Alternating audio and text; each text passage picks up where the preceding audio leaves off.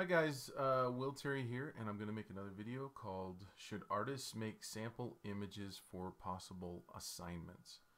And before I get going on that, you can always contact me. I have all my contact information down below here. Okay, so let's get into this one.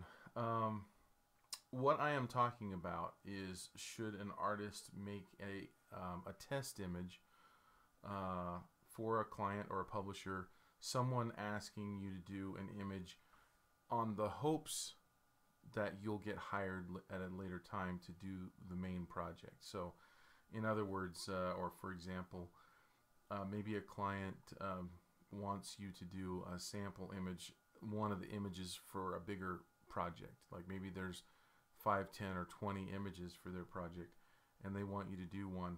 And what they'll often do is they'll either through an ad agency or through a design firm, or if it's a publisher, through an editor or something like that, they'll ask maybe 2 or 3 or even 5 illustrators to do the same test so that they can look at all of them and basically make their decision on who they want to hire.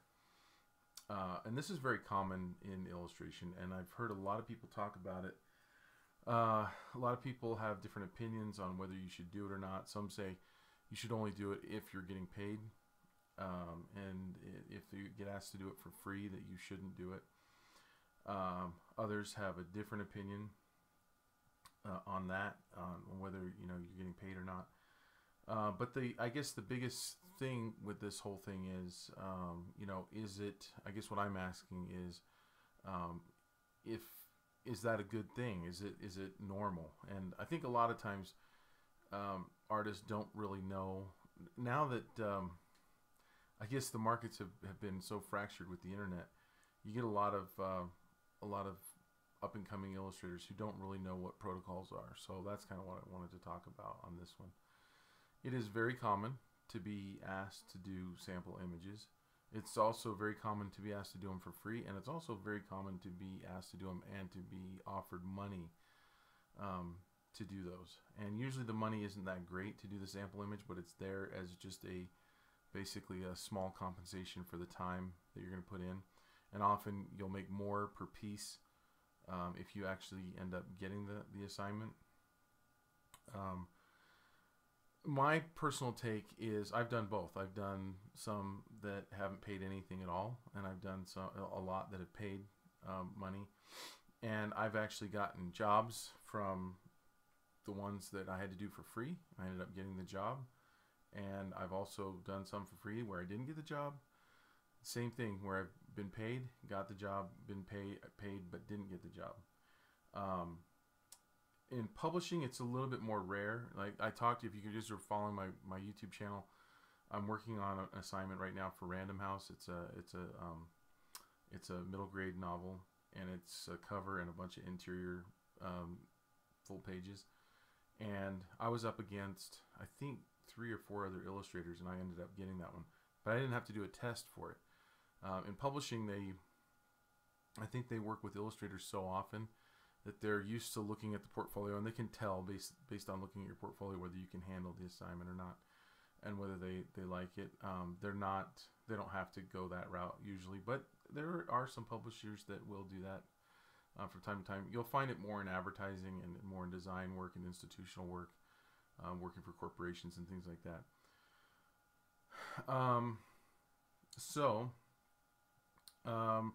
I'm also going to tell you, if you've been following my blog, that I started kind of a series saying, can a guy get his children's book published?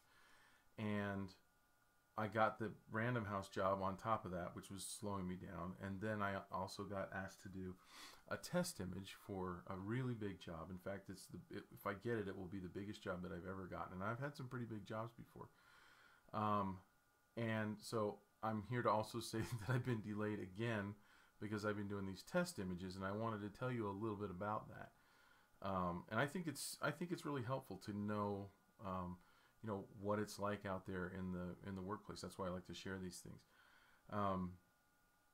So this job pays more than the average U.S. professional makes in a year. It's a big job. It will take me a good chunk of the summer to finish it, and but but it's obviously it's going to be worth it if I get it. I'm up against two other people, and I was asked to do it from my rep, and I don't publish. I don't want to tell you who my rep is who got the job, because I don't want that person bombarded, or I just don't want to link this to them. But basically, I was asked to do the test, and one of the things I want to tell you my game plan on that, and the game plan that I have on test images is either don't do it, but if you're going to do it like Will Smith would do it. So Will Smith is kind of a hero of mine. I've talked about him before, and if you go on YouTube, you can see. I guess you're already on YouTube probably, but you can check out some of his videos. And one of the things that he says in one of his motivational videos is the reason that he is where he is today isn't because he was the most talented, isn't because he was the best actor or anything. It's because he will outwork you. He will work harder than anybody else. He said, he gives the analogy that if he's on a treadmill and you're on a treadmill, and there's a prize money at the end of the day, or it's life or death, you're gonna have to drag his body off of that treadmill, because he's gonna outwork you. He's gonna be on there longer than you will, and that really is true. That's what it's about. So my game plan on this was to work harder than I thought my competition would, so that the images, and there was a bunch of little drawings that I had to do for the test, and they're paying well for it. They're paying good for it, so it's worth it. Just on that for the amount of artwork that I had to do. It's actually due tomorrow morning. This is Sunday night. I realize you're coming to this different times and that, but anyway, so it's due tomorrow. I should find out tomorrow too, by the way. If I get it, by the way, I won't be. Probably I'll be delayed more on my manuscript, sending that off to publishers. So sorry, but it's a good excuse, I think. But anyway, so my game plan on it is to work it to give them more than they would expect, and the reason for that is I want the client to see my work coming in against someone else's, and true, they're going to decide on style, and there's a lot that I cannot affect with what the work that I do, because if they like the other person's style better, then if people gravitate towards that, to one of the other artist's style, then there's really nothing I can do. But what my goal is to do my style the best that I can, so turn in the work that the best work that I can, but also turn in more work than they ask for, and that way I hope to show them that I'm committed, that I'm willing to go the extra mile, that I'm willing to out hustle the next guy and give myself a little bit more of an edge. I don't want to do that too much, because I don't want them to think that, oh, this guy just doesn't have anything else to do. However, they know that with their budget, that for any artist, this is a really good gig. So I think they almost would expect you to take it super seriously. And if you didn't do a lot, I would think, I'm trying to get in their head, I'm thinking they would think that I don't really care that much. So I definitely don't want my work coming in and to show like I did a lot less than the other guys, because then the other guys are going to look better. Anyway, so that's my kind of a game plan on that. But as far as doing images for tests, to go back to that and revisit that a little bit, especially the unpaid ones, I have done a lot of unpaid ones where I didn't get the job, but the piece that I did, I went in my portfolio, or I sent it out as a sample, or put it in my web portfolio, and it ended up getting other work for me. And that's something that you should do, by the way, too, is whenever someone gives you an assignment, you should ask them, what images in your portfolio were they looking at? Because that does two things. One, it shows you the direction and the things that people really like, but it also will help you with the direction of the work that you're going to do for them, because there might be subtle little differences between the pieces they liked in your portfolio and the pieces they didn't like, and those ones that they really liked are going to help you give them more of that thing that they're looking for. And so anyway, I did one time, I did a test image for Madagascar when they came out with the movie. I did a test for the book.